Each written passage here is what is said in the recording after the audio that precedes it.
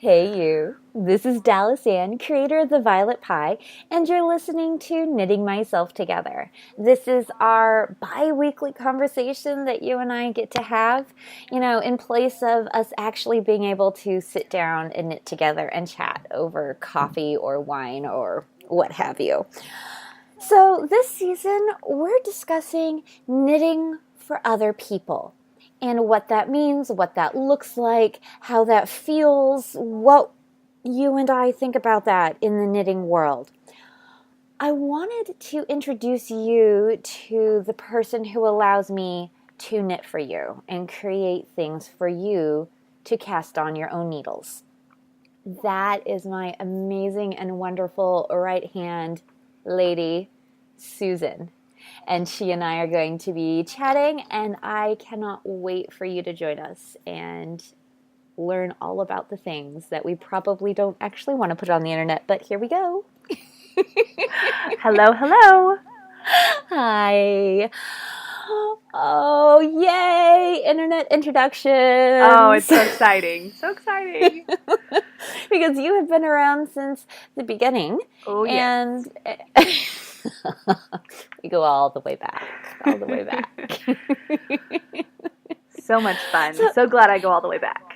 Yes. Because, I've known of you since I was, 12? About 11? that, yeah. Yeah. I mean, you took my graduation pictures from high school. I forgot about that until just a bit ago. Yeah, when I found them on my computer. You have them on your computer? I have them on my gosh. Computer. Actually, no, I don't. They're film. No? They're literally film. I have nothing on my computer. They're Holy film. Crap. I showed them to my kids a couple weeks ago, and they were just completely boggled. What? Mom, that's not you. I'm like, oh yeah, honey, that's. Oh my goodness.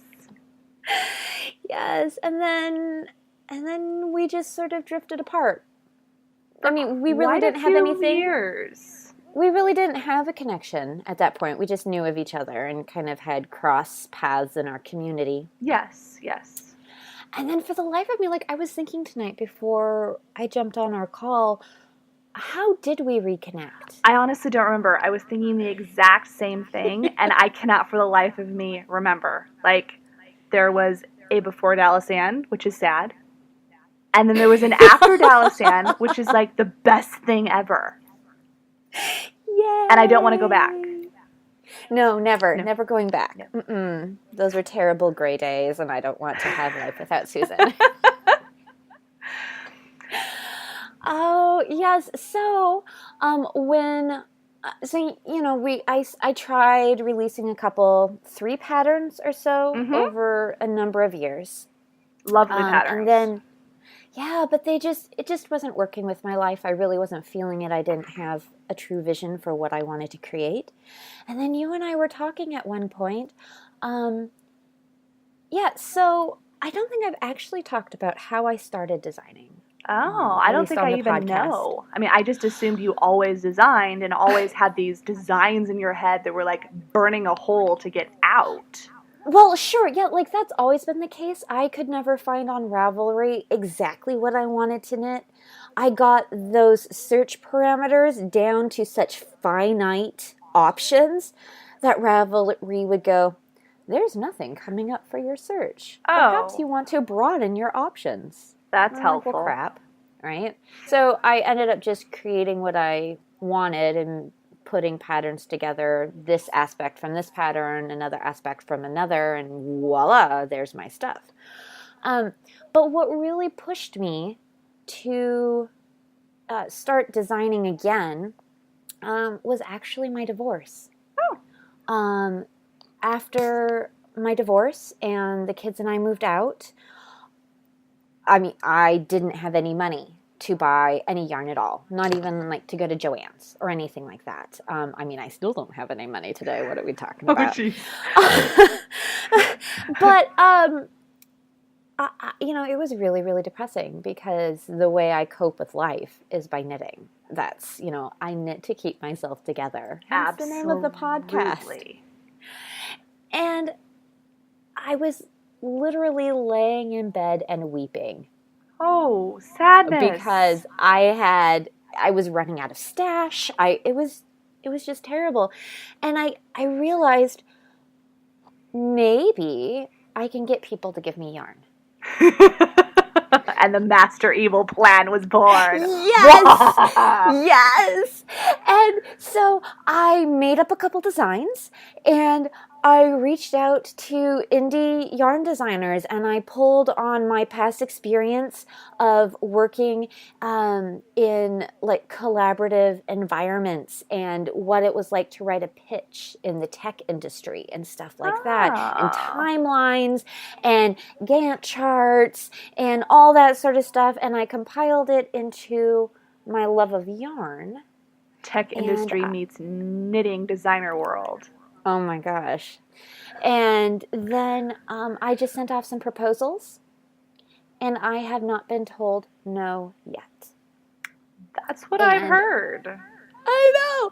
And since I released Bobble Paw May of 2016, I have not had to buy yarn for any projects I wanted to knit. Wow. That's really exciting. I know. I mean, I've purchased souvenir yarn, but I was able to find a way to take what I needed in my life and that I couldn't actually achieve on my own and turn it into a realistic thing that manifests in my life. I email people, and apparently they really like my ideas. And then a couple weeks later, there's squishy mail in my mailbox. Well, you've also been told that your pitches are exemplary. I have, which was really reassuring because, I am the queen of imposter syndrome. Oh, geez. And, well, Susan, you've gotten my texts at 11 o'clock at night. Oh my God, how does this paragraph sound? You're so right. And I love it because I'm looking at this paragraph going, this is a fantastic paragraph. I don't understand what's wrong with this paragraph. There's nothing wrong with this paragraph. In fact, I wish I could have written this paragraph. Can I have this paragraph? If you were writing pitches, you could have all my paragraphs. I don't write pitches. You are the queen of writing pitches because, woo. I'll just do your drawings. Yes. So, when things really started getting going, I realized I couldn't do this on my own because there's so much. There's so many pieces. You do not realize how many pieces there are. It's not just as simple as writing a pitch and, oh, look, I'd like to make this. It's out of my brain and on this piece of paper. No, not that simple. No. And it's beyond even doing, doing math. It's not just writing a pitch and getting the yarn and doing the math. It's social media. Oh, yes. And managing Ravelry forums and monitoring Facebook posts and let's not even talk about finding testers. Should we even talk about that? As our listeners cannot see us both simultaneously rub our foreheads. I have an amazing core group of testers. They're fantastic. And if you're listening to this, you are sitting here with amazing. Us, we are not talking about you. Nope. But the number of people who just wander off with my pattern and just sort of ghost, whoof, they're gone. It's and look, there goes the pattern. Right? Which is why I've now, I'm no longer offering my fancy schmancy pretty PDFs to my testers. I'm just giving them my Word document styled PDFs. Which, by the way, you now have a fancy schmancy PDF. Right? Which is very, very pretty. I'm working towards getting all of my past and free patterns up to snuff for those PDF layouts, so I, match across the board. But anyways, neither here nor... So yes, PDF layouts are a huge pain in my ass. Oh my gosh, they're so time consuming, and making sure that everything is readable and like flows with the way a knitter thinks and is working through the project. Because hello, you care. Right? And like making sure the layers are right so I don't accidentally have a page number floating on top of the text. Well, and also making sure that, the knitters can print just 1 or 2 or 3 pages and get the whole pattern and not have to, print the end caps and the pictures, which are gorgeous, by the way.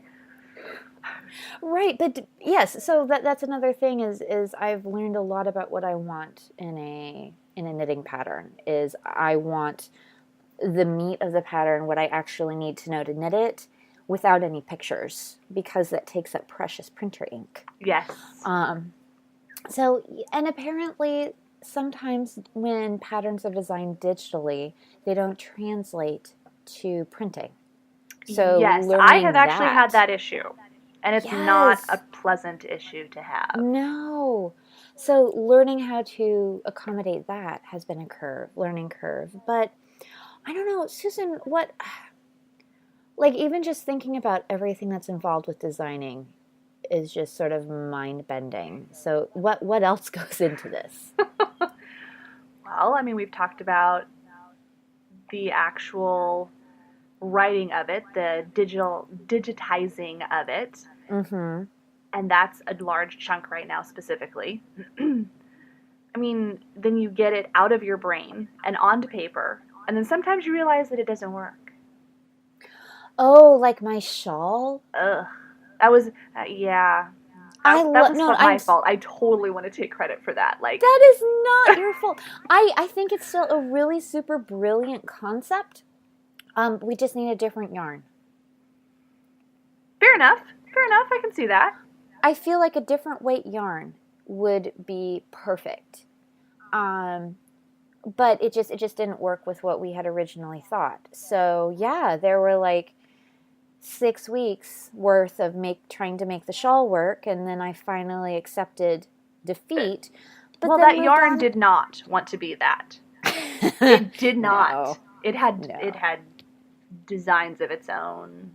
Right? And so like right now I'm binding off the cuffs on the sleeves of the sweater that the shawl has now become, and I'm so excited about it. But I mean, you're super awesome in helping me stay on track or acknowledging the fact that no, I just need to move on. Well, see, I feel like I should have told you. Like at a certain point, I should have the pictures you were sending me, I should have been like, that yarn does not want to be that shawl. I don't know what it wants to be. You need to do that, but figure that out because it does not want to be that shawl. I know, but because I feel horrible that you wasted 6 weeks. Like I feel like it was a waste of your precious designing time. But 6 weeks. I didn't waste my time because I learned how to succinctly and quickly make a texture pattern expand with the shawl. Oh, fair enough. Okay. So I've had experience with knitting shawls that do that, and I have, basic elementary knowledge. Like I know and understand how to make it work, but I have never actually designed that. So now I can say, oh, hey, learning experience. There may not actually be a finished pattern showing it, but I know how to do that. Yes. But again, it's going to come out eventually. Fair enough. It'll just be in a different yarn. We'll figure it out. It'll still be exciting because it's an amazing pattern. Yes, well, I was talking Or it's amazing concept, rather. Yes, I was talking to my friend who lives a couple streets over, and I told her it wasn't going anywhere, and she looked a little sad because I think she was looking forward to having a shawl that had a space to slide a granola bar in it. That's awesome! I was very excited about that idea, too. It wasn't going to be a granola bar. No, it was going to be a cell phone or a piece of chocolate. Or, yeah. It's still in the wrapper, though. Oh, definitely. Oh, my gosh. So, rabbit trail. Very much so. What do you eat while you knit? What do I eat while I knit? Yes. Actually, not a lot, because I like to get in a groove with my knitting. Yes. And if I'm having to put stuff down, then Doesn't I work. lose Breaks my it groove all and I'm up. done. Yes. And yeah, and that's what I've discovered with knitting these sleeves on Magic Loop. Okay. That is why it's not going so fast for me, is because Magic Loop, half my stitches, I have to realign all the things. I did not know that you magic looped. I thought you were a Yes. DPN girl. I am a DPN girl, but I could not find my size 6 metal DPNs. I can find all my wooden ones. I found 9 wooden size 6 DPNs. Whoa. That's a lot of size 6 DPN. And not even 2 complete sets, though. So, because they come in sets of 5, you know. Wow. But I couldn't find my metal ones, and so since the rest of my sweater was knit on metal, my gauge changes when I go from metal to bamboo. Oh, yes. So I didn't want to deal with that. But it's so pretty. The cuffs are an avocado toast colorway. Oh my Let gosh. me tell you, as a millennial, that just makes me so happy. I mean, the amount of avocado toast I eat, which is 0, by the way, does not actually impact my ability to buy a house. But maybe the amount of yarn I buy does. But no, it doesn't either, because I don't actually buy yarn anymore. But no, because people just give it to you. Now, I do have to say, I am just outside the millennial thing, age bracket, whatnot. However, I did not even know avocado toast was a millennial thing. I have been eating avocado toast since I was born. I grew up eating avocado toast, and I always assumed that it was a California thing because, don't tell anybody, but I'm actually from California, born down there, down south. Don't tell them. Don't say anything. Okay. However, my mother, born, bred, raised Californian, they have a lot of avocados down there. I just assumed that it was a Californian thing, and all of a sudden it turns up as a millennial thing, and I'm like, wait a minute. You, Susan, were the original hipster. Oh, God. I don't know if that's a good thing or like a horrible thing because, you know, living in the Seattle area, most hipsters would not even look sideways at me. Because they're so intimidated by your originalness. Oh, goodness. I know. I've had too much wine. I'm a little ridiculous tonight. That's okay. You're complimentary ridiculous, so we're okay. But, you know, aren't girl compliments the best? They really seriously. Are. A random guy could say the same thing to me as a random girl, and the random girl compliment has so much more validity. It absolutely does. I would absolutely take the same exact comment and be like, move aside, please, sir. Thank you so much. Versus oh, now can we be best friends? Yes, exactly. To the stranger lady. Yes. I mean, seriously, you just called me a hipster, and I kind of took that as a compliment, whereas anybody else would say that, and I'd be like, you need to leave my house. Well, that might have something to do with the wine you are currently drinking as well. So. I know not of what you speak. Oh, so the other thing that really took me aback with the whole design thing is when I first started doing it, I would work on one design from beginning to end. And then I would start the next one. And then I realized, okay, that's a great, all well, good, and fine if I'm only going to be releasing 4 to 5 patterns a year. Which you decided is not enough. Not if I want to. So, from what I've been reading and what I've been researching, designers show up in searches incrementally more every 10 patterns they add. Oh, interesting matrix. To their collection. Like 10 patterns-ish. That's not hard and fast. And if I'm only releasing 4 to 5 patterns a year, it's going to take me a decade to become very recognized. And that's too long. No, especially in the age of the internet, and maybe, political winds will blow and we'll all blow up before then. Fair enough, which is I, terrifying. We don't have 10 years for anything. nothing's guaranteed. No. So I decided I have to work multiple projects at a time. Which And means multiple designs at a time. Right. And so each project has to be at a very different stage from the other. Like I discovered this past summer my super secret fingering weight cardigan that I still can't talk about. Which is killing everybody. Seriously. I know. But that pattern and my other sweater, I was actually physically knitting at the same time. Yes, I remember that. We decided that you cannot do that. Ever again. No. And so, it's been a whole learning curve. And so you have really helped me make that outline and figure out a basic timeline of like how long it takes to how long I should allot for basic design and yarn pitch. Gotcha. And then moving on to knitting the sample and then putting out the call for testers and how long testers should have to knit something. And then how all of that sort of stuff. And then we also have to tie in my tech editor's schedule and accommodating all of that. And you've been super great in helping me balance all of that. Or if you're having a bad day, I tend to be having a good day, except for those 2 weeks this summer where we both went off the deep end. It was so bad. We fell off the face of the planet at the same time, and everything went dark. Instagram went dark. Facebook went dark. There was nothing. It was so bad. It was so bad. And we're so sorry to our patrons, or to Dallas Fans patrons. Oh my gosh, we're so sorry. To all the people. To all the people. I really, someday, after I can start paying you, I want to pay somebody to write all of our social media. Because social media... It's a rough one.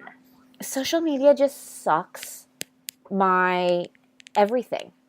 You want it to be spontaneous. You want it to be non-contrived.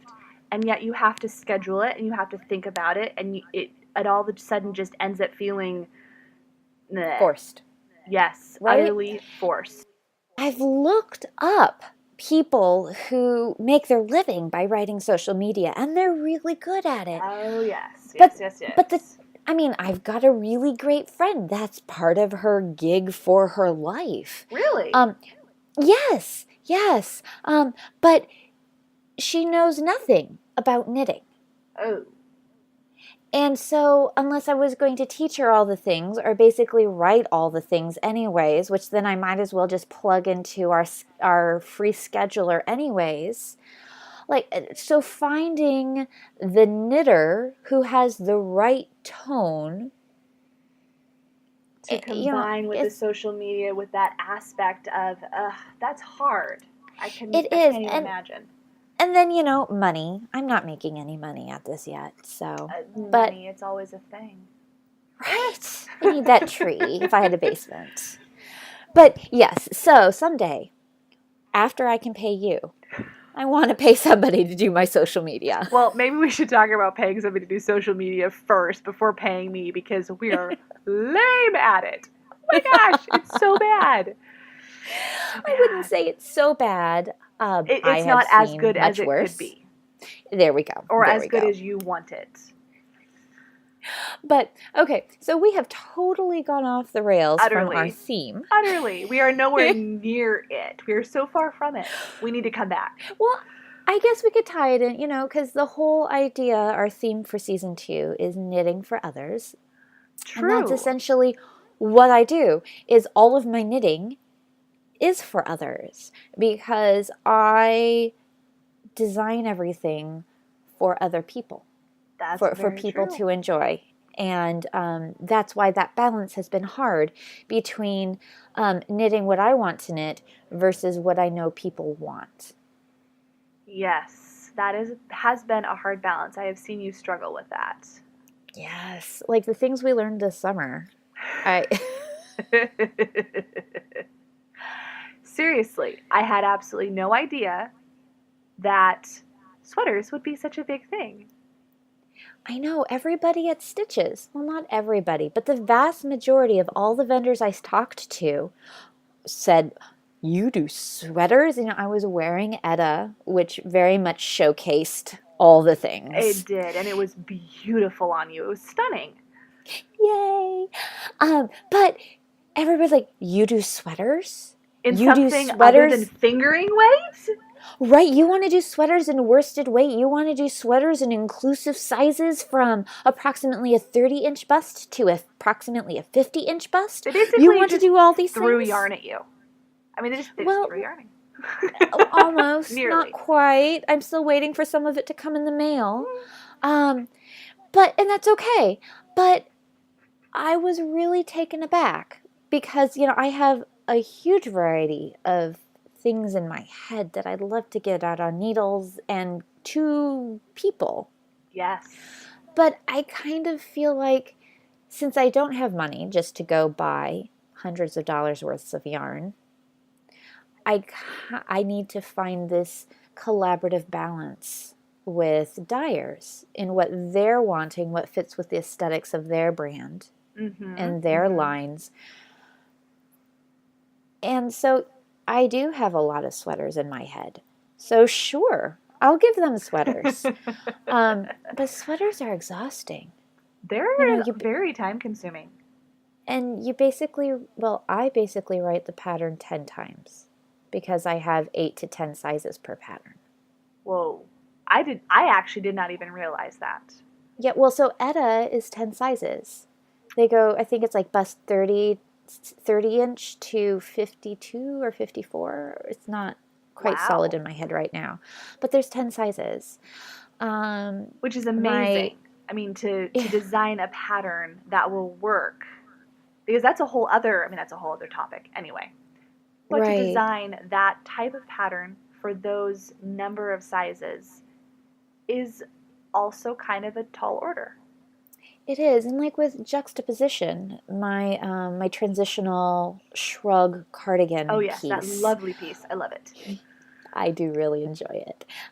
It was simpler to design because there's only 4 sizes, but each size encompasses a wide range of bust sizes. Right. So it's still as inclusive as Etta is, but it's a lot less to write.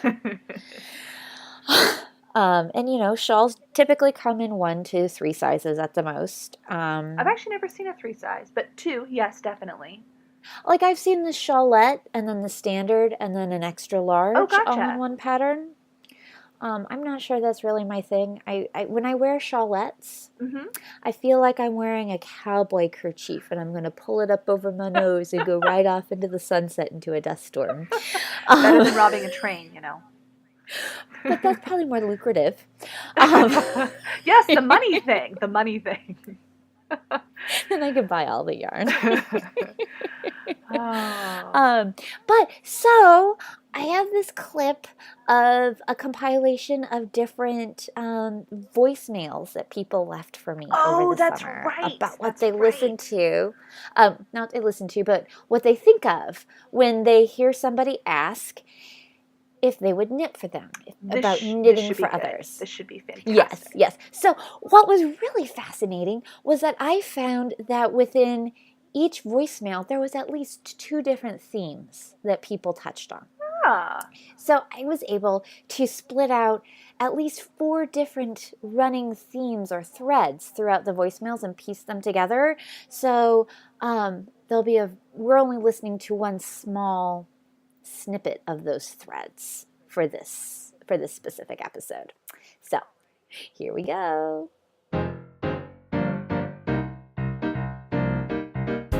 I love to knit for other people. Sure, I'll get right on that. Maybe for babies. You must think I'm made of time.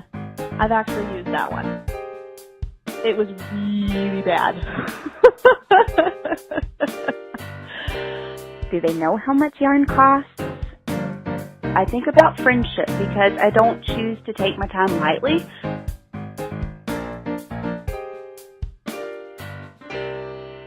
So that was super fun. When I listened to all of those voicemails that came in, they had me in stitches, so many of them. And other ones that came in, I was like, oh, I'm a really terrible person for not liking knitting for other people, because these people are so sweet and wonderful and sentimental about knitting for other people. I just, no.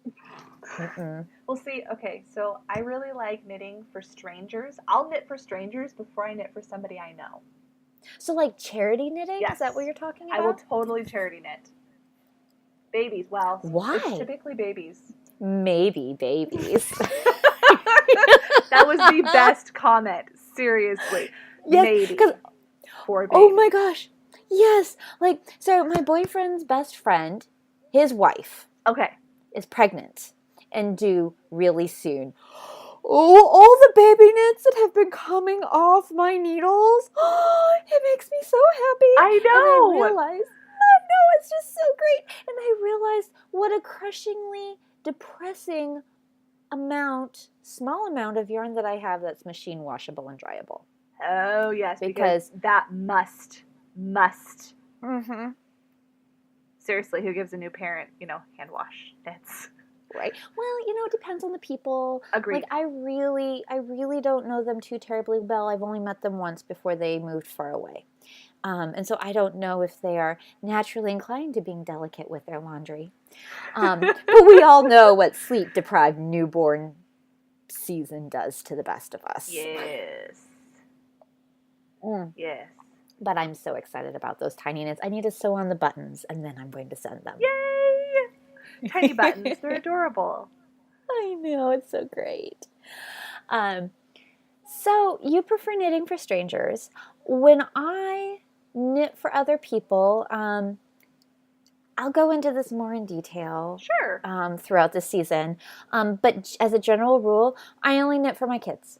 Fair enough. And I generally only knit for my kids once a year, which is in December. That's it. Yeah. I try to knit for my kids, and they grow out of stuff before I can actually knit it. I mean, I'm a decently fast knitter. You are. But the youngest went from 18 months to 3T clothing. He completely skipped the 2T. The 24 months and 2T. Yes. Yeah. Utterly skipped. That's kind of terrible. Yeah, so I wouldn't be able to keep up with that either. My oldest has a pretty hefty walk to school this winter, and we live in nasty, nasty coldness. And so I'm probably going to be knitting her some boot socks out of Cascade 220 wool. I think I'm going to be using Tin Can Knits worsted weight socks, the rye socks. Mm-hmm. I'll probably skip the pearl fronts. Okay. It has like the garter stitch. Their free patterns have that great design element. Yes. Yeah, which I think is super cute, but it breaks with my flow. Yes, it does. And I'm going to have to whip out a number of pairs of these. So I'm just going to use my scrap Cascade 220 and do like contrasting heels and toes. And maybe if I get bored, I'll do some color work up the leg. I don't know. We'll see. Yeah. But yeah, I generally only knit for my kids during the holiday season, and then the very occasional adult person in my life, and that varies from year to year what that is. But what I generally do is when I knit something, typically a shawl, and I wear it for a couple seasons, and then I'm kind of done with it. Sure. Because I've knit other things that I want to wear. And so I'm always perpetually on the outlook for dear friends who need a long-distance hug. That is a wonderful idea. Oh my goodness. Yes. So then I just pop it in the mail to my friends. I also... those are stories for another time. Well, maybe not. I don't know. Stories for this season. Yes, for this season. But like, I have lost substantial amounts of weight unintentionally. Mm-hmm. And a sweater that I had designed to fit my body perfectly at one point no longer fits me anymore, but it really needed to be worn by somebody. Like it could not just Languish. It was not a no, languishing sweater. it could not. It could not. I would much rather it be worn by somebody else and then have like wine spilled all over Oh, it goodness. and it have to be thrown away. Because I it would was rather worn. it be It was actually because worn. it was worn. Yes, yes. So I sent that to a very dear friend of mine. It fit her like a glove. It looked like it was tailored specifically to wow. her. I was so pleased. Couldn't be more perfect. That's fantastic. I know. And the color was perfect for her complexion. It just was super great. But that's the extent of my knitting. I hate charity knitting. I love that other people do it, so I don't feel like I have to be a better person and do it myself. Fair enough. But how weird is it for me to like to knit for strangers and not people I know? I mean, that just sounds, sure, charity knitting is great, but I knit for strangers. But knitting for people has such pressure. That is true. That is very, very true. I mean, and then the person you knit for also has a pressure of, typically if there's somebody who cares about you, they know how much time and effort and investment you put into it. So then there's all this obligation that's attached to that. If they don't adore it, it's now an Right? obligation. Ugh. Which you're Yes. right. The last couple of times I've knit something, it's been yarn has called out to me. Like, this yarn is for this person, and you must find the perfect pattern. And I did. It was fantastic. Yeah. It was great. I'm really looking forward to being able to wear the shawl you knit me. I'm super that's excited. right. I didn't forget, but I forgot. Ooh. Because, it arrived for my birthday, which is in the spring, late spring, Yes. burgeoning into warm summer months, at least where I live. And so I haven't been able to wear my squishy garter stitch wool shawl. And where I'm working now, it's like freezing in the winter. And so I'm so I'll be able to excited get to all see it on bundled up. you. It is going to be great. I'm so excited. I think it's going to become my perpetual shawl. I generally have one shawl that I wear all winter with my coat. And it complements my deep blueberry purple colored pea coat that I have. Oh my goodness, I'm so excited. Yes, I will send you all the pictures. Ooh, please do. Because you know how much I love a selfie. Oh. So, yes. Knitting for other others. people, it's complicated. It is. It's not. That's why knitting for babies is genuinely so easy. They don't have an opinion. Right? I mean, sometimes the parents do. You have to be True. careful. Like, can you do a truly, like, gender neutral? Can you do this gorgeous heathered brown with, like, a deep rust red trim Mm-hmm. if they're having a girl? Mm-hmm. Is that a thing you can do? If they're having a boy, can you do a deep blue that's pushing into purple? That's very You know. true. But if they really don't care about gender normative stuff, then you can knit whatever, and it's pretty great. That is pretty darn cool. So, another thing that Susan is super awesome and great with helping me with is figuring out topics that I can talk with you about. Because I could talk about all the things all day long about knitting, but it would not be thematic. Cohesive? Thematic? Cohesive. I'm not saying my words right. I'm sorry. That's I'm okay. sorry. We're good. No worries. I can help with that too. Yes, it is so past my bedtime.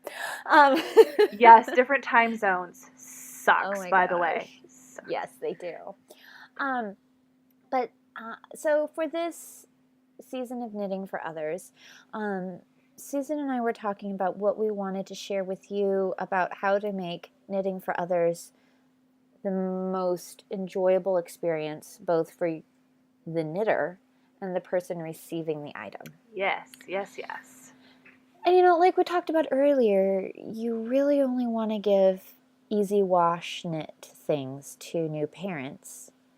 Sometimes you don't want to drop the money on the high-end yarn when you're gifting knit things to other people. Regardless of who Unless you're knitting for. Right. You could be knitting for the most beloved person in your life, and you know they shrink their underpants. So, wool is right out. right. So, but that brought up another a question. I mean, that brought up a concern. It brought up okay, so you've got big box stores, and you need to know what yarn and what it's going to react like. And seriously, can you throw it in the wash with the jeans? And the dryer. With the jeans and the other kid clothes 10, 15 times. And how is that going to hold up? And so since your mind is amazing and analytical and fabulous, and you love to swatch. Wait, what? Nobody likes to swatch. You just outed me. You totally outed me. Damn it. I like to swatch.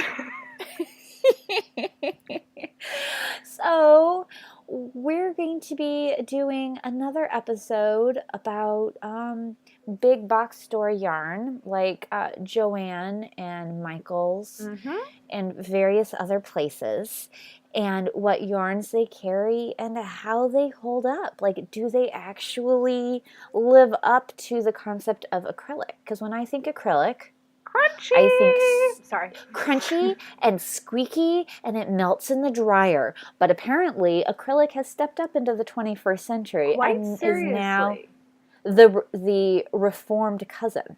Yes, no longer the black sheep. We now have a reformed cousin, and even I have one. I went a little overboard. Anyway, there are not just 2 or 3 yarns. No, I have at least 7. Minimum, which is amazing. Probably more. Anyway, one of them actually claims to be pill-less. A pill-less acrylic. Washable and dryable, no so pilling. Nothing ever needs to be shaved? Nope. Never. I am very excited about that one. Yes, I can't wait to hear. I didn't even know about this. This is an exciting surprise for me. So yeah, that's going to be coming up in a couple episodes where we can talk about that. And I'm really excited because I would have no time to swatch for you with all the designing that I'm doing for you. So Susan is standing in the gap there for you and I, so we can enjoy the fruits of her labor and exploration. Crazy person who likes to swatch. Woo! No, it's amazing and beautiful, and I love you for it. Aw, thank you. Yay! So, on that note, we should probably let you go, and I should go to bed. Definitely. And you should, go spend time with the rest of your family who might still be awake. Oh yeah, a husband. I have a husband. Yeah. Really? Him, yes. I think he's watching Stargate because I married a geek and I adore him, and I am a geek by association. But he's watching Stargate. Why you get along so well. Well, no, that's why I get along so well with your husband. Yes. Stargate, all the general geekiness. Yes. Well, until next time, you keep that yarn moving.